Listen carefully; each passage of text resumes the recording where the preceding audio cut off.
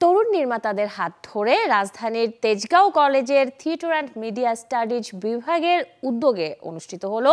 TMS short film screening 2025, যার media partner channel 24।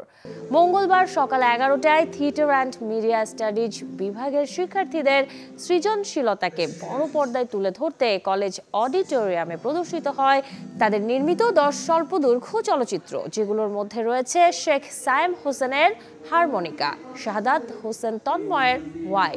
Mohammad ইবনে সাকিবের বোঝা, সঞ্জিদা আক্তারের স্মাইল, সাজিদ হোসেনের অপেক্ষা, মোহাম্মদ জাহিদুল ইসলামের ডিসিশন, এম সাইফুর রহমানের সাইকো সিনড্রোম, ইয়াসির আদনান অদ্রি ও ফজলে রব্বি মুন্নার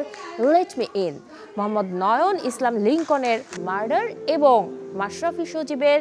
ইন্টারোগেশন। অনুষ্ঠানে প্রধান অতিথি হিসেবে উপস্থিত ছিলেন পরিকল্পনা কমিশনের সদস্য ডক্টর মোহাম্মদ মোখলেস উর রহমান এবং সভাপতিত্ব করেন কলেজের অধ্যক্ষ অধ্যাপক শামীমা ইয়ামিন।